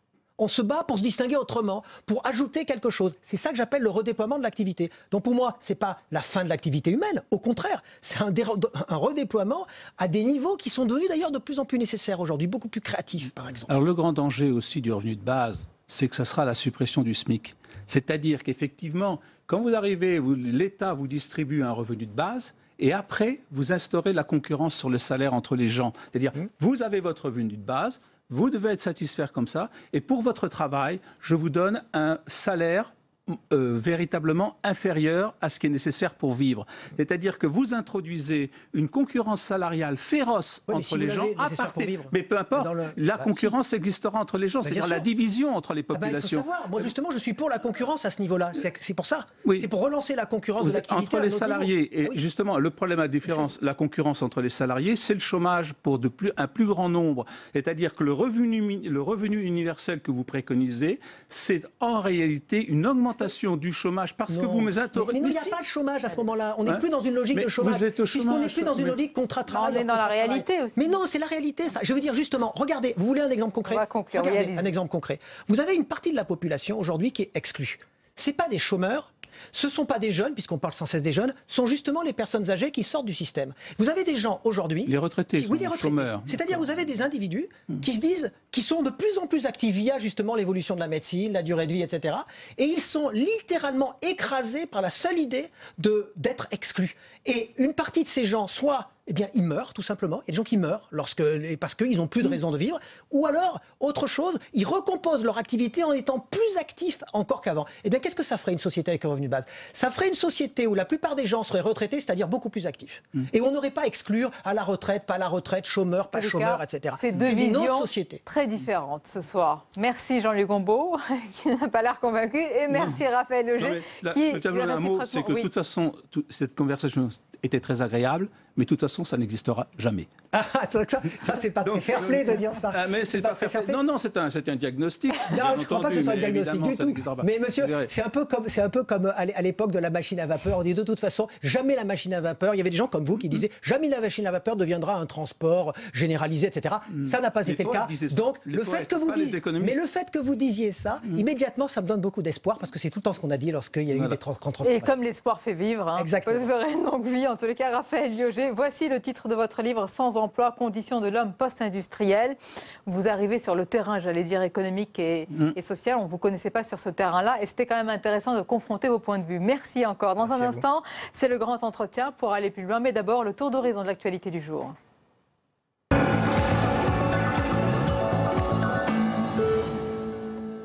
Christine Lagarde face au juge de la Cour de justice de la République. La patronne du Fonds monétaire international comparée pour négligence dans la gestion de l'arbitrage entre Bernard Tapie et l'ancienne banque publique Crédit Lyonnais à propos de la revente de l'équipementier sportif Adidas. Elle fait face à un tribunal composé de 3 magistrats de la Cour de cassation et de 12 parlementaires. Il est bien évident que Christine Lagarde d'ailleurs, elle avait demandé pendant la commission d'instruction, elle a demandé encore aujourd'hui la levée de son immunité parce qu'elle bénéficie en tant que directrice générale du FMI d'une immunité. Elle a demandé elle-même la levée de cette immunité pour pouvoir venir s'expliquer devant la Cour de justice. Effectivement, Christine Lagarde souhaite écarter les griefs qui sont formulés à son encontre. Elle souhaite les discuter. Elle est là personnellement, elle est là physiquement et elle sera là pendant toute l'audience. Cette audience se poursuit. Christine Lagarde encourt jusqu'à 1 an de prison et 15 000 € d'amende. Verdict le 20 décembre prochain. François Fillon. Attaqué de toutes parts sur sa réforme de l'assurance maladie, le candidat à la présidentielle a choisi de s'exprimer dans le Figaro. Une tribune pour se défendre et rassurer. Pas question de toucher à l'assurance maladie et encore moins de la privatiser. François Fillon qui assure que l'assurance maladie continuera à couvrir les soins comme aujourd'hui et même mieux rembourser des soins qui sont largement à la charge des assurés, comme les soins optiques et dentaires. Ce matin, une centaine de médecins a lancé une pétition appelant les candidats à la présidentielle à préserver la sécurité sociale. Territoire. 30 ans après un premier texte, le Parlement rénove la loi montagne. Un nouveau texte qui s'attarde sur les travailleurs saisonniers, les offices de tourisme et vise à favoriser l'accès aux services publics et à la couverture numérique des territoires. Il y a l'enjeu du numérique et de la téléphonie mobile, c'est crucial. Et je le dis comme je le pense. Aujourd'hui, aucune raison technique, aucune raison financière ne peut justifier qu'on écarte, qu'on exclue des centaines de milliers d'habitants de la moyenne montagne de ce service qui est indispensable, indispensable au développement économique, indispensable à la sécurité, indispensable à la vie quotidienne. Donc il faut être exigeant, il faut faire preuve de fermeté et il faut obliger les opérateurs à couvrir ces zones-là. Je ne peux pas entendre parler de seuil de rentabilité sur un service aussi essentiel que celui-là. Après le vote du Sénat mercredi, le texte final dépendra de la commission mixte paritaire qui se réunira le lundi 19 décembre. Au Sénat. Le président du Sénat, Gérard Larcher, a salué ce matin la mémoire d'un défenseur des territoires ruraux et d'un partisan de la décentralisation. Le sénateur socialiste de la Loire, Jean-Claude Frécon, est décédé samedi à l'âge de 72 ans, victime d'un malaise cardiaque. L'homme, qui siégeait au Sénat depuis 2001, avait été vice-président de l'Association des maires de France de 1988 à 2006. Débat. Un rapport choc du sénateur Gérard Longuet préconise d'augmenter le temps de travail des enseignants et de leur supprimer les heures supplémentaires. Ce proche de François Fillon juge que le système actuel est trop rigide et estime à 1 milliard d'euros le coût des heures supplémentaires. Il promet, en contrepartie, une revalorisation des enseignants en début de carrière. Et c'est l'heure de votre revue de presse. On va découvrir ensemble les unes des quotidiens avec d'abord Le Figaro. Et on vous en parlait tout à l'heure, la tribune de François Fillon, ce que je veux pour la sécurité sociale. Le candidat de la droite et du centre qui tente de définir davantage les contours et de préciser de son projet. Même sujet. Libération avec cette une, le recul, c'est maintenant, c'est l'un de ses arguments choc pendant la primaire. Pourtant, le candidat LR dit Libération va bien devoir adoucir sa réforme de l'assurance maladie. Est-ce le début des reniements? Même sujet pour les Échos, Fillon corrige son projet sur la sécurité sociale. Voilà, c'est à découvrir demain. Et tout de suite, place à l'entretien.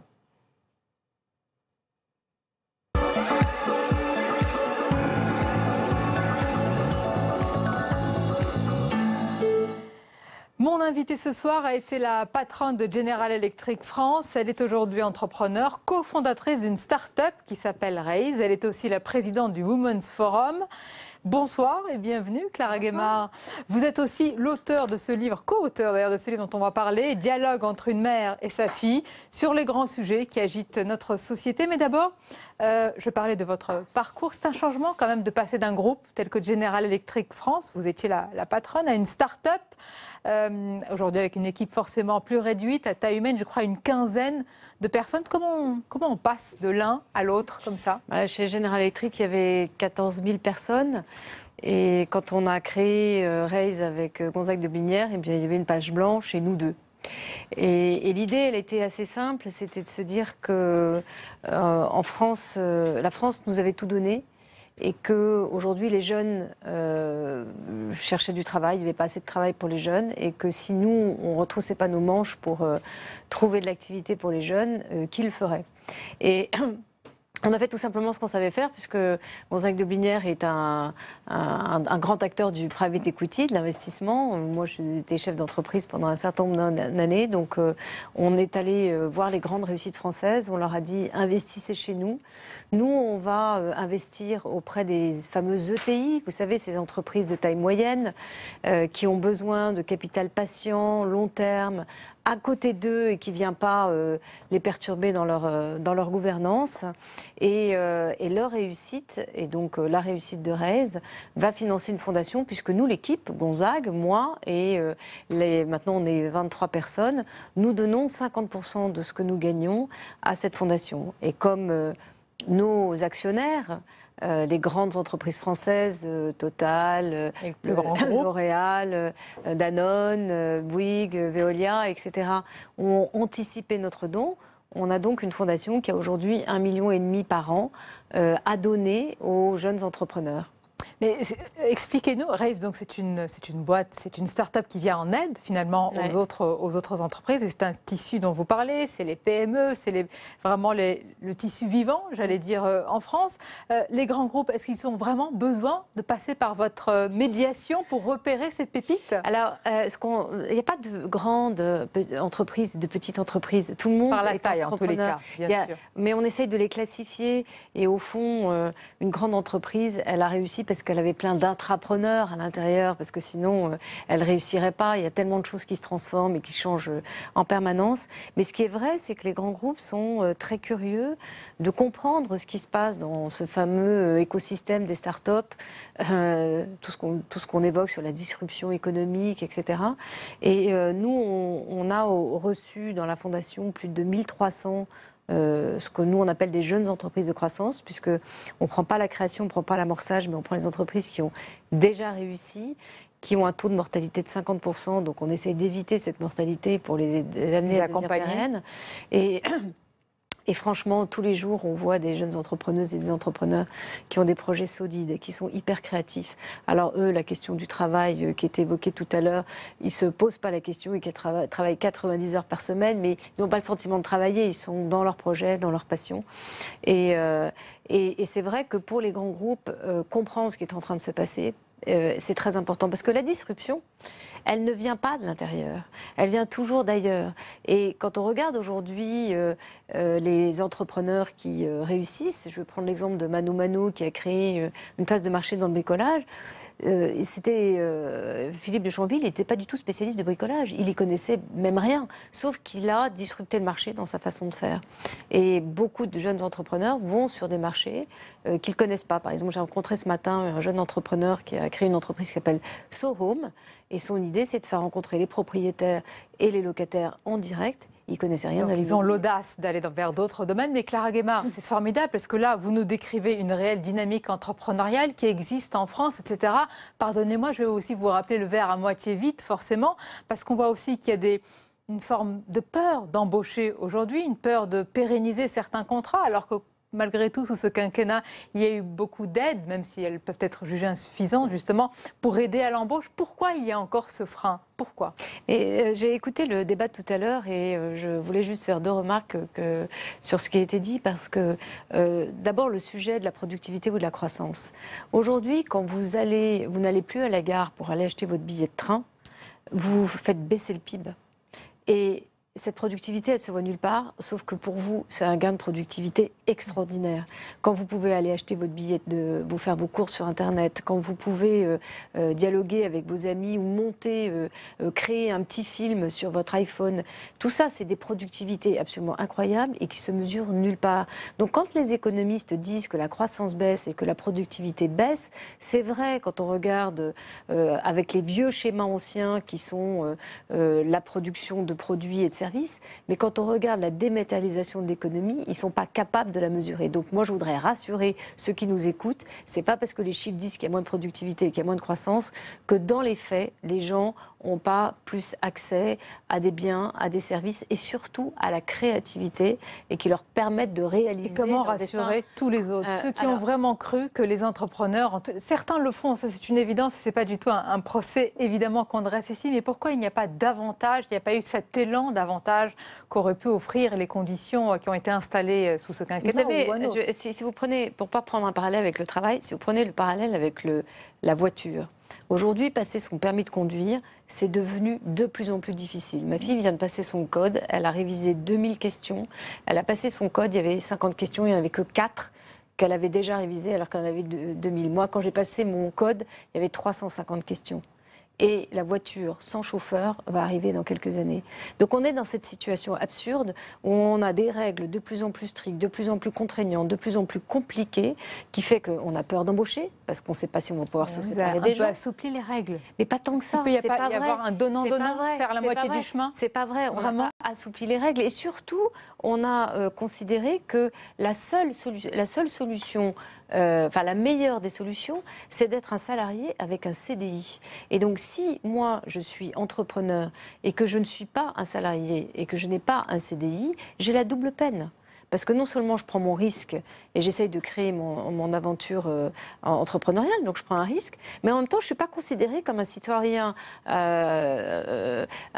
normal parce que je ne peux pas louer un appartement, je n'ai pas de garantie pour m'acheter ma voiture, etc. Donc c'est ça qu'il faut changer. Ce qu'il faut changer, c'est que ce n'est pas parce que Il ne faut pas forcément avoir un CDI pour pouvoir avoir un revenu stable, pérenne, et surtout pour pouvoir certains, il faut déjà avoir accès à un emploi, avoir accès aux choses de la vie, tout simplement. Donc, et quand on discute avec la jeunesse, on voit bien que ce qu'ils demandent, c'est pas forcément le statut c'est pas un CDI, c'est le statut qui va avec. C'est-à-dire que quand vous pouvez prouver que même si vous avez 5 employeurs, vous avez un revenu mensuel pendant les 3 derniers mois qui est un bon revenu pour payer un loyer, pourquoi on va vous demander d'avoir une fiche de salaire? D'ailleurs, la fiche de salaire ne vous garantit absolument pas que vous ne serez pas licencié un jour. Donc on crée une peur, tout simplement parce qu'on ne donne pas les vrais droits aux gens. Il faut abaisser les barrières. Quelle est aujourd'hui, selon vous, l'image d'un patron ou d'une patronne en France? Comment la société, selon vous, se représente les patrons aujourd'hui? Alors, ça a beaucoup changé parce que... Vous croyez? Mais oui, parce que... Vous vous rassurez? Non, je ne me rassure pas. Je connais toute la critique sur les grands patrons, etc., qui sont vus comme des gens qui sont interplanétaires, etc. Mais ça a beaucoup changé parce qu'aujourd'hui, la jeunesse, elle est entrepreneuriale. Vous avez 7 jeunes sur 10 qui veulent devenir entrepreneurs. Et aujourd'hui, c'est beaucoup plus chic, si je puis dire, d'aller travailler dans une start-up que d'aller travailler dans un grand groupe. Et d'ailleurs, ça inquiète les grands groupes.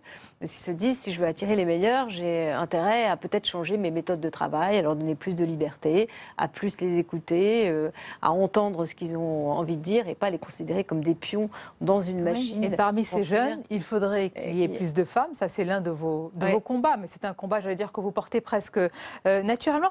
Il faut quand même dire, Clara Guémard, vous allez me dire si c'est le cas, qu'il y a quand même beaucoup de femmes au poste de responsabilité en France. Quand on voit dans les détails, et je suis allée regarder cet après-midi avant de vous recevoir, mais ce qui pêche encore, ce qui ne va pas encore, c'est le vrai pouvoir décisionnel. C'est ça que nous n'avons pas entre les mains? C'est ce que je dis souvent, c'est qu'on n'aime pas beaucoup nous donner les clés de la maison.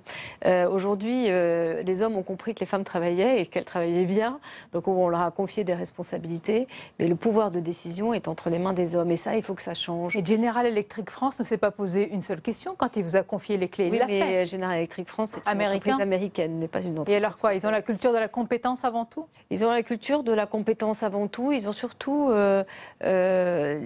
pas d'a priori. En France, on a encore énormément d'a priori sur la capacité des femmes à prendre la décision. Et puis peut-être tout simplement, les hommes n'ont pas très envie de lâcher ce pouvoir-là. C'est ça qui est un peu inquiétant d'ailleurs, parce qu'on voit qu'on a mis tout un arsenal législatif, mais ce n'est pas suffisant. Aujourd'hui, on a une inégalité de salaire, c'est totalement inadmissible. On a le harcèlement de rue, c'est inadmissible. Aujourd'hui, on paye une amende quand on laisse son chien faire son besoin dans la rue. Il n'y a pas d'amende quand on insulte une femme.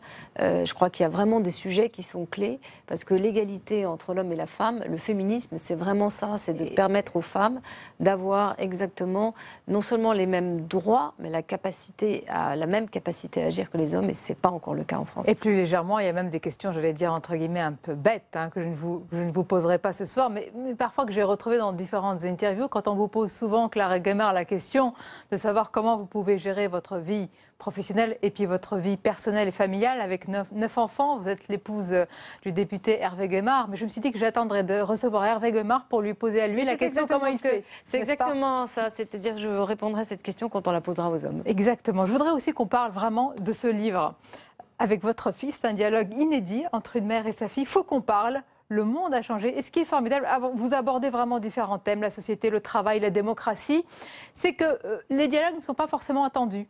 On pourrait imaginer la mère dans un certain conformisme et puis la fille dans sa modernité. Ce n'est pas forcément le cas. Oui, enfin quand même, la raison pour laquelle... il y a quand même des fondamentaux. D'abord, la première chose que veut prouver ce livre, c'est qu'on peut s'aimer beaucoup et ne pas être d'accord. Sur beaucoup de choses, on n'est pas d'accord. Et surtout, ce qui est important, c'est que moi, j'ai voulu écrire ce livre. Au départ, je voulais que ce soit elle qui l'écrive pour nous expliquer la génération Y. Parce que la génération Y est donc celle qui a entre 20 et 30 ans, qu'on appelle comme ça à cause des écouteurs de l'iPhone, mais aussi parce qu'elle questionne le why en anglais. C'est une génération qui ne se construit pas contre nous, mais qui se construit à côté de nous. Et si on ne veut pas la voir, on ne la voit pas. Et c'est elle qui est en train de construire ce monde de la création, ce monde de l'entrepreneuriat, qui est en train de construire une économie complètement horizontale, qui vient fracasser nos évidences. Et moi, je me suis rendu compte, de par mon métier et aussi avec mes enfants et les amis de mes enfants, qu'il y avait certaines évidences qui étaient totalement contredites et contestées par la génération Y. Est-ce que votre... Alors, je vais vous en donner un exemple. Allez-y. Par exemple, moi j'ai toujours pensé que consommer c'était bien. C'était un acte citoyen. À partir du moment où j'avais l'argent dans mon porte-monnaie, d'aller chez le commerçant du coin pour lui acheter quelque chose, ça voulait dire que ça faisait tourner l'économie. Consommer était une chose saine. Votre fille est une adepte de la déconsommation. Et pour ma fille, consommer c'est mal. Pourquoi ? Parce que consommer sans réfléchir, c'est abîmer la planète. Et puis consommer, c'est acheter pas cher quelque chose qui en réalité vaut beaucoup plus cher que ça. C'est-à-dire que le poulet à 1 euro ou le t-shirt à 5 euros, à cause de ces externalités négatives, coûte en réalité beaucoup plus cher que ça. C'est pas moi qui le paye, mais c'est quelqu'un d'autre qui va le payer parce que des enfants vont travailler, parce que les sols vont être pollués, parce que des gens vont être... Il y a une nouvelle forme d'esclavage. Et donc, c'est à moi, consommateur, de devenir un consommateur éclairé. Ça, par exemple, ma génération n'en avait pas conscience. Et on le voit vraiment à travers différents sujets dans ce dialogue inédit entre une mère et sa fille. Je vous le conseille vraiment parce qu'il y a vraiment beaucoup de sujets qui sont abordés et certains étonnants. Pour finir en conclusion, Clara Guémard, est-ce qu'il faut, et c'est l'un des grands sujets qui traverse cette campagne présidentielle selon vous, un projet radical pour la France qui va transformer notre pays, ou est-ce qu'il faut l'accompagner encore en douceur, le tenir par la main? Il faut un projet moderne. Ah, un peu de langue de bois. Non, c'est pas du tout langue de bois, parce que vous savez, c'est comme quand on a dit que la télévision allait supprimer la radio ou que les gens n'allaient plus lire de livres parce qu'il y avait la tablette. Les mondes vont coexister. Qui porte alors ce projet moderne aujourd'hui? Et bien sûr, et donc il faut moderniser, il faut réformer ce qui existe, bien sûr, mais il faut surtout aller dans la modernité, c'est-à-dire ce monde extraordinaire. Dites-nous, quel candidat, parce qu'il n'y a que des hommes qui portent ce projet moderne, selon vous? Écoutez, pour l'instant, j'attends les programmes, je ne les ai pas tous vus, mais c'est vrai que quand on regarde le programme de Fillon qui essaye de redonner aux Français de la liberté à agir, et le programme de Macron qui est un programme qui aussi rend aux Français la liberté d'agir et qui comprend les enjeux de la microéconomie, on se dit que ces deux candidats ont en tout cas compris comment fonctionne l'économie. En tout cas, nous verrons cela au cours de cette campagne. Merci beaucoup, Clara Guémard, d'avoir été notre invitée. Merci à vous. On arrive presque à la fin de cette émission. Comme d'habitude, ce sont les moments choisis sur Public Sénat.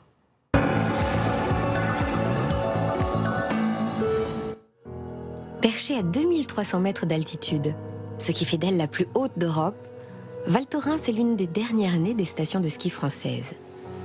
Mais malgré son jeune âge, elle est déjà très bonne élève, sinon la meilleure. Et chaque jour, ils sont des centaines à œuvrer à l'ombre des montagnes pour l'aider à grandir, mais surtout à mûrir. Il faut au moins cela pour satisfaire les 400 000 skieurs qui s'y bousculent chaque saison et qui viennent chercher ici celle qui a été élue meilleure station au monde.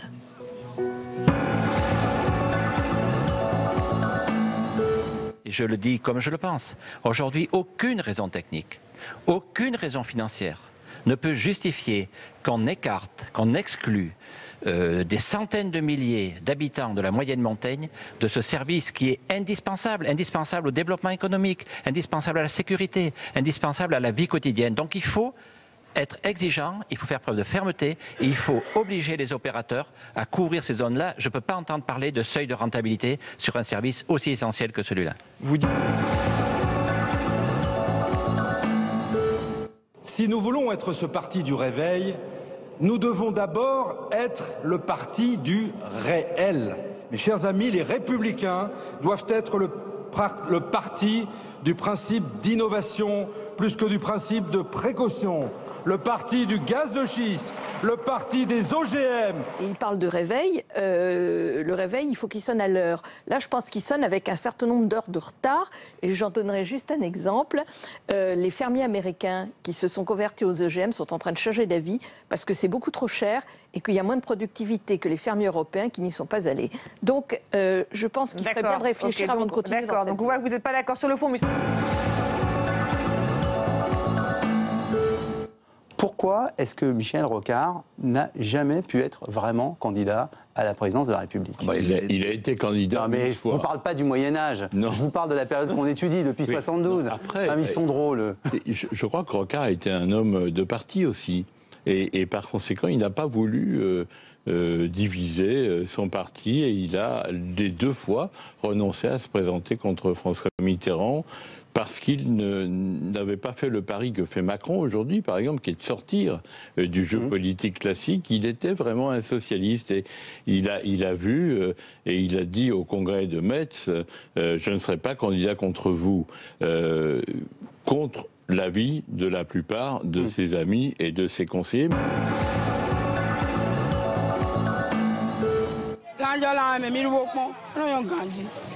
Cette volaille est bradée pour des raisons différentes. Subventions, notamment sur les céréales en Europe, main-d'œuvre sous-payée dans les pays émergents, le tout au mépris de la qualité. En France, par exemple, la poule de réforme est considérée comme trop dure pour être consommée.